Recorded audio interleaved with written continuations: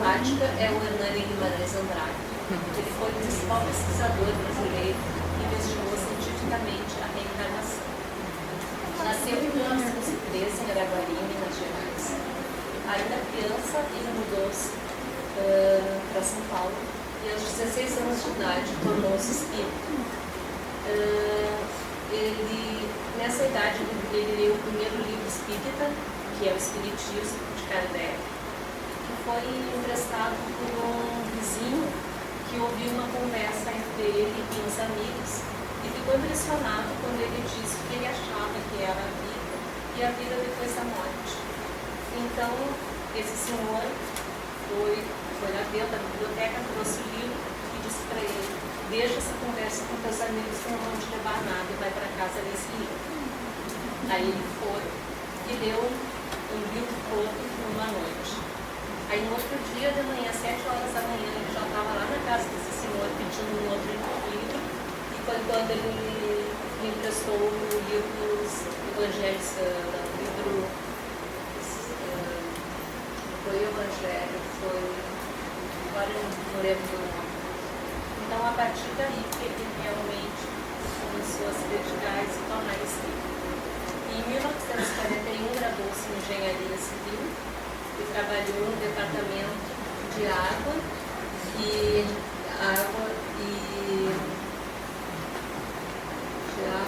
departamento do Estado lá, água e energia elétrica, até sua aposentadoria aos 70 anos de idade. Ele escreveu para o jornal Folha Espírita por 28 anos e após a aposentadoria ele mudou-se para Bauru, onde veio aparecer em 2003 com 89 anos. Ele fundou em 13 de dezembro de 1963 o Instituto Brasileiro de Pesquisas Psicobiofísicas, onde procurou demonstrar cientificamente a existência da reencarnação e de fenômenos paranormais como a mediunidade, a obsessão espiritual, entre outros. Entre essas pesquisas científicas, ele elaborou, juntamente com seus filhos, o tensionador espacial eletromagnético, com o qual ele realizou pesquisas laboratoriais para detectar o que ele determinou de um campo bioenergético, ou modelo organizador biológico, que consiste no conceito de perispírito, que é o envoltório do espírito. Pode falar. Esse modelo organizador biológico tem o formato de um hipercônico. Esse modelo organizador biológico tem o formato de um hipercônico. E ele é dividido em camadas, como uma cebola. A camada mais externa representa a vida atual. Cada camada, a próxima camada é a vida passada, anterior e assim por diante. E segundo ele, esse modelo organizacional que vai dar a forma biológica ao ser vivo, desde a concepção até a vida adulta. Ele elencou uma série de tipos de evidências que comprovariam a reencarnação. Dentre elas são 6. E a primeira delas seriam as recordações da primeira infância. E nos seus métodos de investigação, ele gravava as conversas com as crianças, ele anotava, fazia filmagens, e esse ele considerou como o principal que dá mais evidência que existe a reencarnação seriam essas memórias da primeira infância. Ele atribuiu que a memória ela está ligada com está de acordo com o tempo, né? Ficaria na vida espiritual da criança relembrar. A segunda evidência seriam as recordações espontâneas em adultos, que seriam determinadas por fatores desencadeantes da própria memória, que seriam como é que eu posso dizer? Psicanálise, regressões, sonhos. O estudo dele, em nenhum momento ele usava de regressão ou hipnose, mas ele dizia, nos estudos ele dizia que isso também poderia ser um método de evidência, mas ele não se utilizava disso. E, visões, recordações espontâneas, déjà vu, poderia ser. A terceira delas seriam características inatas, dons, né?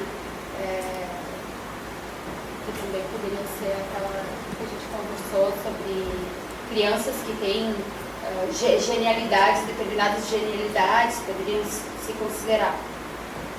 Através dessas lembranças da primeira infância, tem alguns casos que mostram que as crianças lembravam de uma reencarnação passada e, por exemplo, tomavam um tiro em uma determinada reencarnação, tinham morrido em razão de algum tiro, e naquele lugar onde elas tinham tomado o tiro tinha um sinal, uma marca forte de nascença.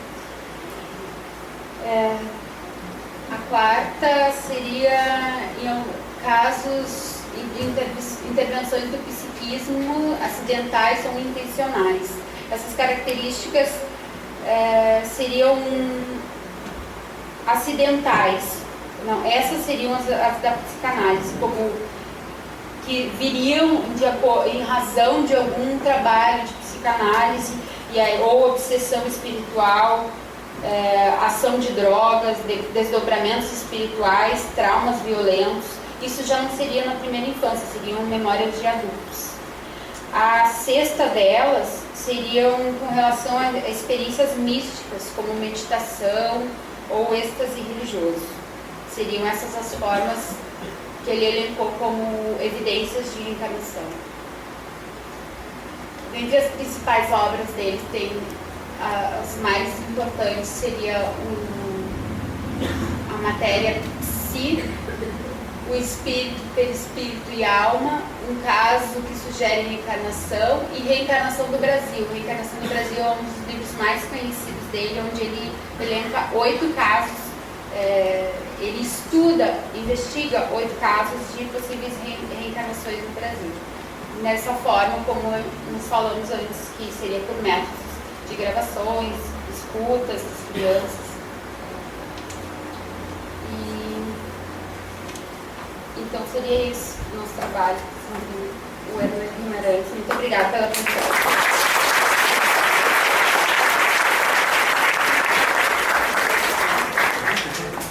Chamando o último grupo.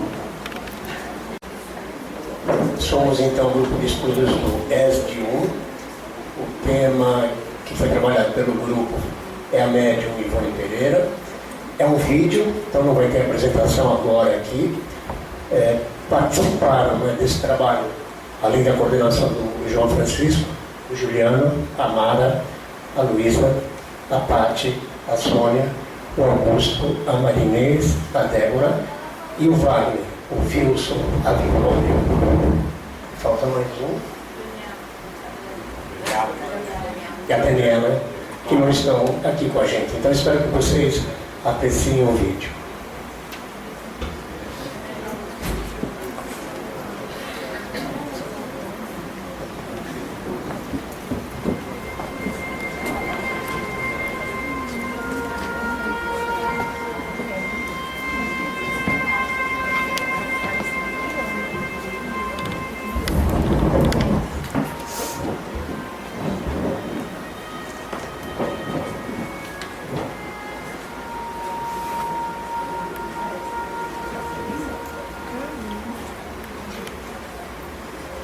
O século XX estava apenas começando no planeta Terra. Exatamente no dia 24 de dezembro de 1900, vinha à luz pela dádiva de Deus, Pai Criador. Nasci na antiga vila de Santa Teresa de Valença, atualmente cidade de Rio das Flores, no Rio de Janeiro. Não por acaso, Ivone nasceu em ambiente espírita. Desde os primeiros anos de vida, era evidente em Ivone uma luz, uma aura especial que a envolvia.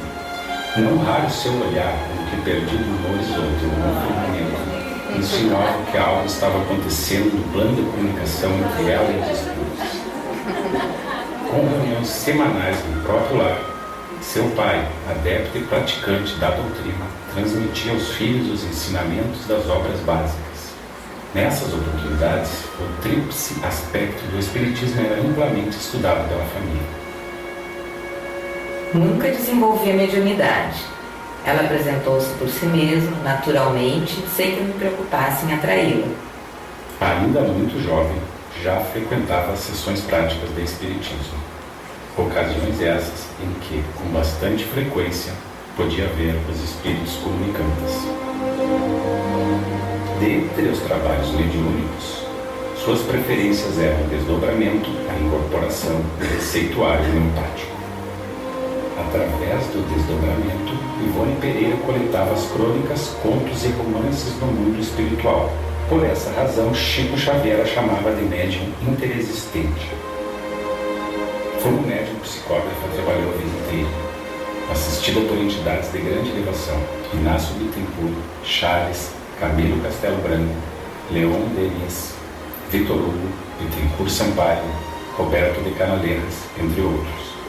Ivone também contava com a orientação afetuosa de Bezerra de Menezes, que também foi seu pai de existências anteriores, conforme revelado a ela por Chico Xavier.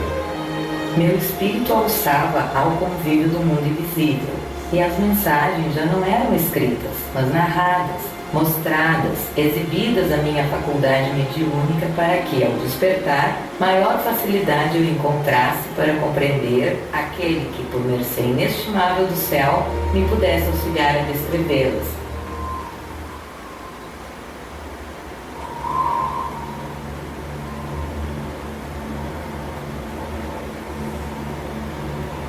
Eu via e ouvia nitidamente as cenas. Observava as personagens, os locais, com clareza e certeza absolutas, como se os visitasse e a tudo estivesse presente, e não como se apenas obtivesse notícias através de simples narrativas. Pedro Camilo de Figueiredo Neto, autor do livro Ivone Pereira, uma heroína silenciosa, destaca sua dedicação à mediunidade e ao problema da obsessão, que sempre lhe mereceu uma atenção especial. Ivone era médium conselheira. Fazia questão de responder todas as cartas que recebia. Mantinha um caderno de orações, principalmente para anotar o nome dos suicidas, que buscava notícias diariamente nos obituários dos jornais. Praticava trabalhos mediúnicos de desdobramento, indo principalmente ao Vale dos Suicidas. Mesmo desencarnada, continua realizando o trabalho de desobsessão, bem como ajuda e orientação aos desencarnados que cometeram suicídios. O livro Memórias de um Suicida é considerado por André Luiz como o maior tratado mediúnico dos últimos e dos próximos 50 anos. Mais do que um grande alerta sobre o suicídio, a obra também traz mensagens de alento, como um relato do que o Vale dos Suicidas apenas representa um estágio temporário, até que se desfaçam as pesadas cadeias que o atrelam ao corpo físico terreno. Assim sendo, mais do que falar da obra mediúnica de Ivone Pereira, mais do que exaltar sua caridade cristã, sobretudo aos irmãos que precipitaram o próprio desencarne em ato suicida, vamos refletir e observar a mensagem que encerra a obra Memórias de um Suicida, que é a mais pura luz para os espíritos que padecem nas trevas, vítimas de seus gestos impensados. Coragem, peregrino do pecado, volta ao ponto de partida e reconstrói teu destino, e virtualiza o teu caráter aos embates remissores da dor educadora. Sofre e chora resignado, porque tuas lágrimas serão um manancial bendito onde se irá dessedentar tua consciência sequiosa de paz. Deixa que teus pés sangrem entre os cardos e as arestas dos infortúnios das reparações terrenas, que teu coração se despedace nas forjas da adversidade, que tuas horas se envolvam no negro manto das desilusões, calcadas de angústias e solidão. Mas tem paciência e sê humilde, lembrando-te de que tudo isso é passageiro. Tem de se modificar com teu reajustamento às sagradas leis que infringiste.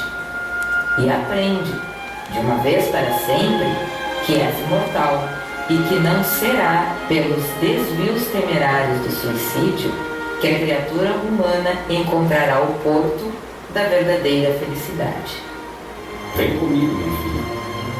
Será o único recurso que terás para suportar os sofrimentos que te esperam.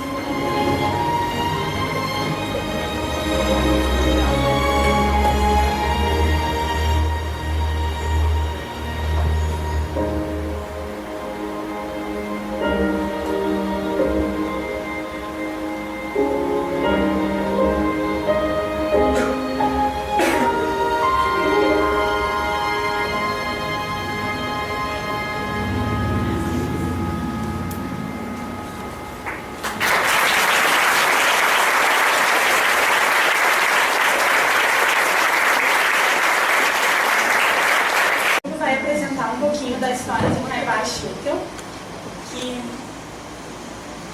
foi conhecido entre os espíritas como apóstolo de Matão. Ele nasceu no Rio de Janeiro em 1868 e se encarnou em Matão em 1938. Logo no início do século XX, Caibá começou a difundir a doutrina espírita, ainda numa época em que ela era vista como uma novidade, que vinha abalar os conceitos que havia sobre a imortalidade da alma e a comunicação entre os espíritos. Ainda criança, aos 9 anos de idade, ficou órfão de pai e mãe e foi criado por seu avô, Dr. Henrique Schutel, que o matriculou no colégio.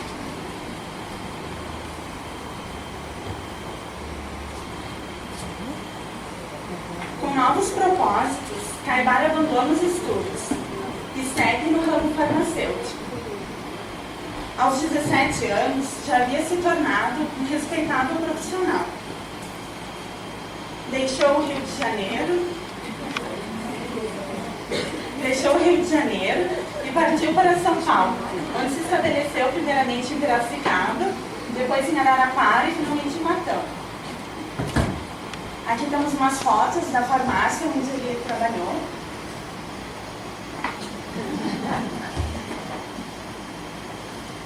Seu propósito era servir a coletividade, o que fez com que batalhasse para tornar Matão um município. E assim foi eleito o primeiro prefeito de Matão.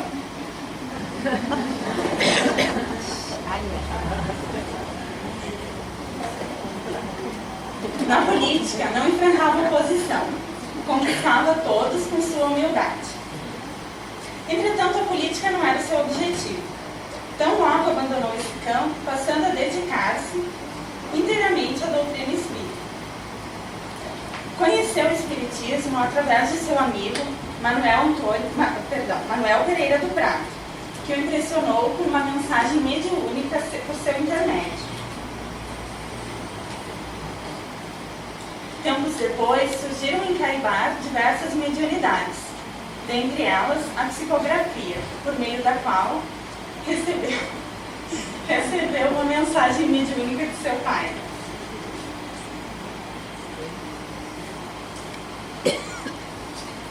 Em julho de 1904, funda o primeiro núcleo espírita da região, chamado Centro Espírita Mães da Pobreza. Em agosto do ano seguinte, lança a primeira edição do jornal O Clarim, que circula desde então como sendo um dos mais respeitáveis veículos da imprensa espírita. Extra, edição O Clarim, venham conhecer o médico dos pobres. Numa época com muita intolerância religiosa, Caibá sofreu muitas perseguições. Fora! Fora! Centro espírita! Feche! Feche! Essa casa do diabo! Feche!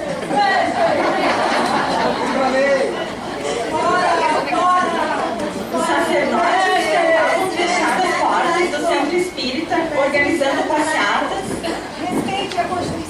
e proibindo a todos a frequência ao centro.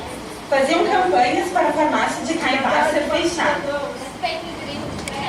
Com isso, o valoroso espírita foi à praça pública protestar por seus direitos, refutando todas as alegações que lhe eram atribuídas, sustentando suas palavras na Constituição Federal.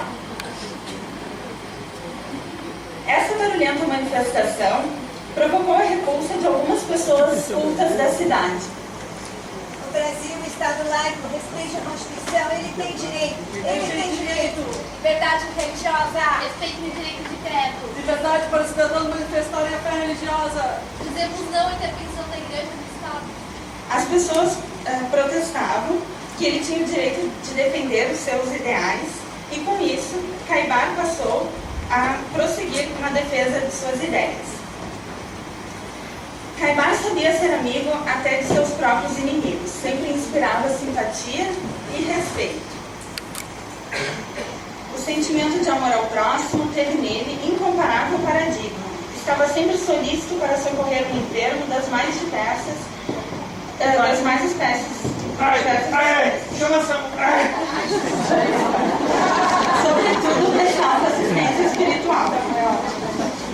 Tornou-se o médico dos pobres e o pai da pobreza de Matão. Prescrevia e dava remédios gratuitamente à população. Sua residência chegou a ser transformada em um hospital de emergência para doentes mentais e também obsediados.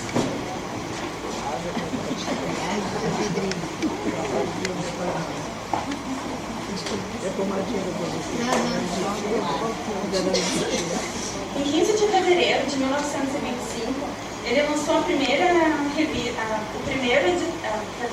número da Revista Internacional de Espiritismo. A gente tem uma foto dela aqui completando 90 anos.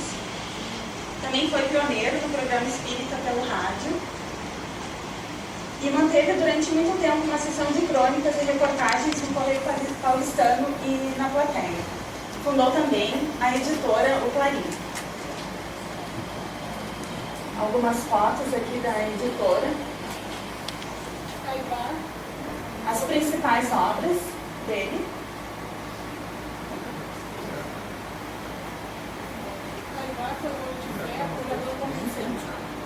Trabalhador infatigável, dinâmico. Realizador e protetor dos mais brilhantes exemplos de virtude cristã. A caridade, quando praticada material, moral ou espiritualmente falando, É a religião pura que nos conduz a Deus. Foi para demonstrar essa verdade que Jesus baixou a este mundo. pois toda a sua vida, desde o nascimento até a sua morte, foi a expressão mais significativa da caridade de toda a sua vida. Obrigada.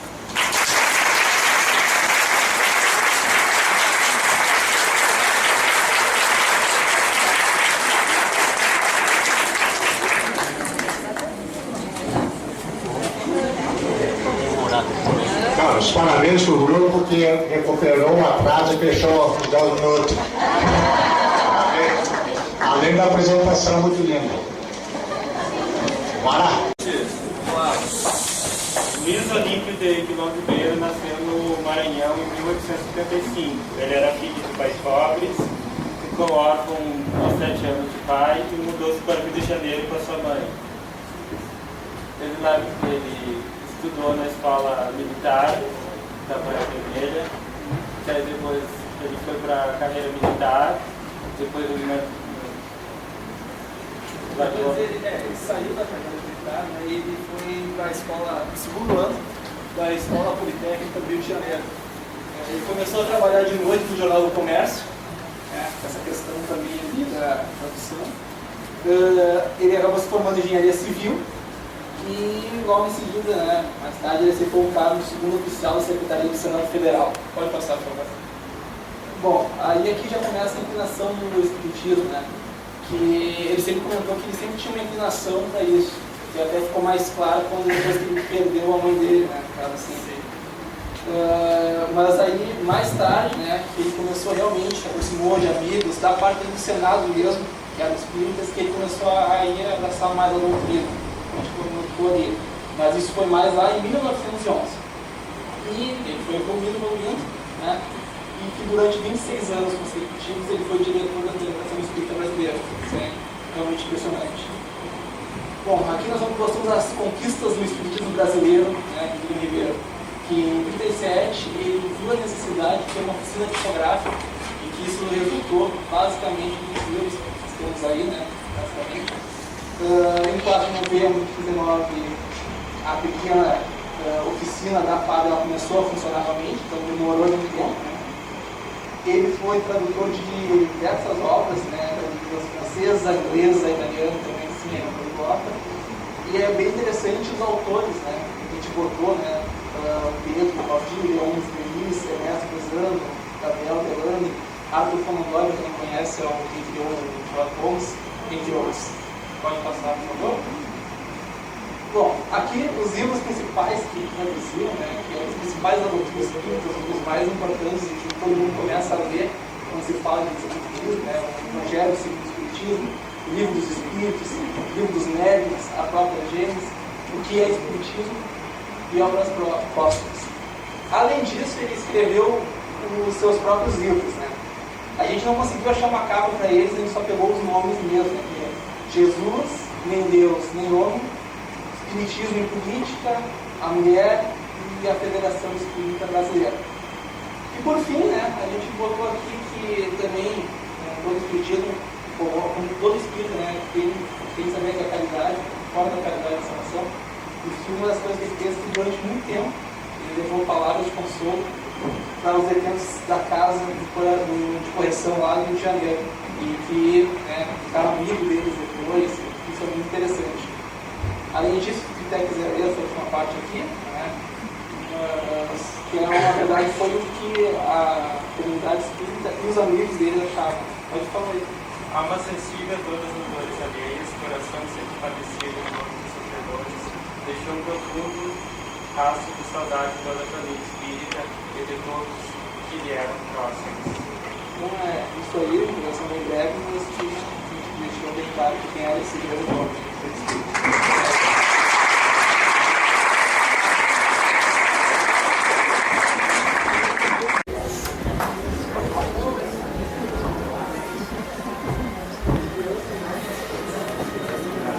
Emoção e gratidão à palavra. Encerramento desse encontro, emoção e gratidão. Muita gratidão a Deus, ao Pai, pela vida, por todas as oportunidades que ela nos concede, pela doutrina espírita, que nos abre os horizontes, por Jesus que nos sustenta a caminhada, por Dr. Bezerra que nos acolhe aqui do jeito que nós somos, pelos espíritos amigos que dirigem esses trabalhos, o Sr. José Tomazoni, apesar de que ele não tem o nome dele, mas por ele, que dirige essa casa, todos os queridos amigos, nosso grande abraço, nossa gratidão, nosso amor, e que possamos sair daqui com sentimentos espirituais renovados, para que sejamos mais cristãos. Vamos lá. E que, então, o encerramento, vamos fazer uma prece, vou chamar alguém, uma médium, trabalhadora, longo tempo dessa casa, sobrinha do Seu José. Ela vai fazer a prece de encerramento para nós.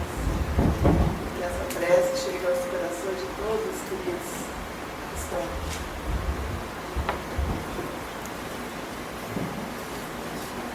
Pessoal, eu quero agradecer a vocês todos. Nós terminamos com 5 minutos de antecedência do prazo. Muito obrigado, desculpa acabar.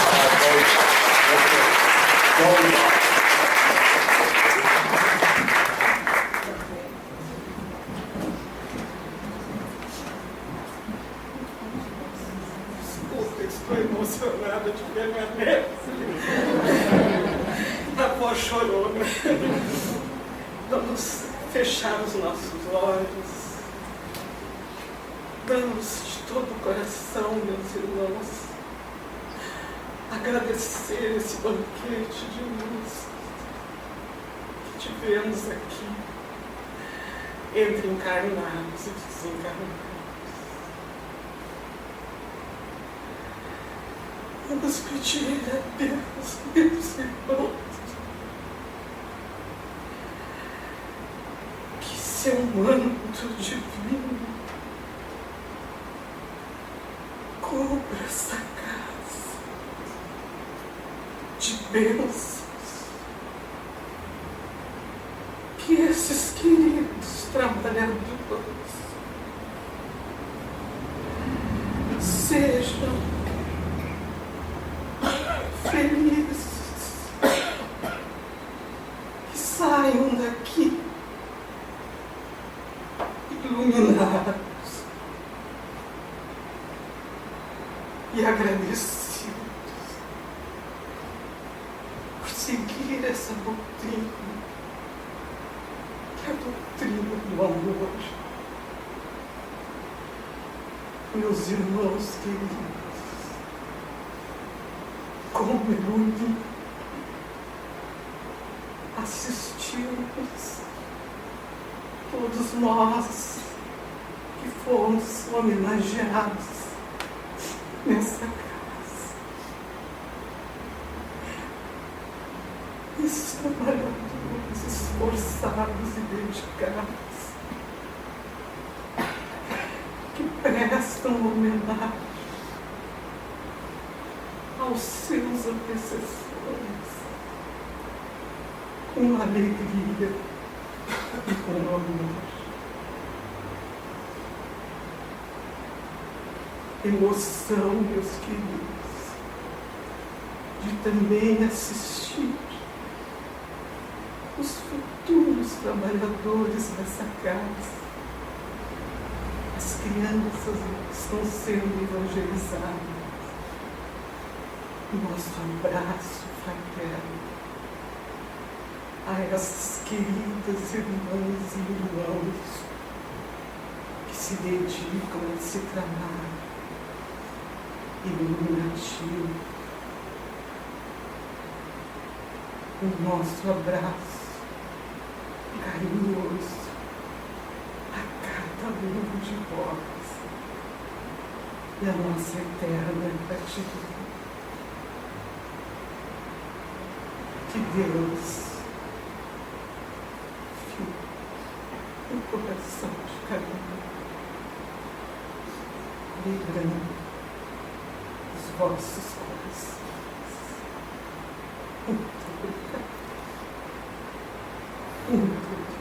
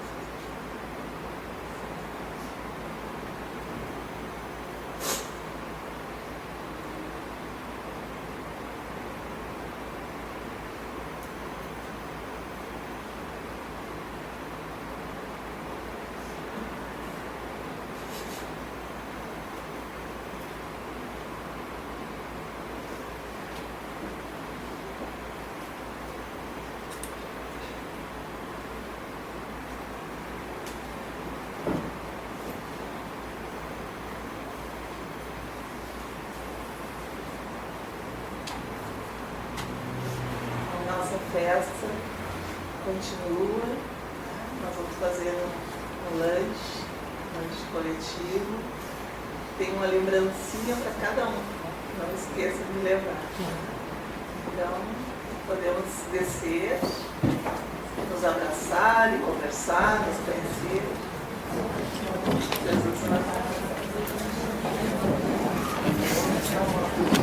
na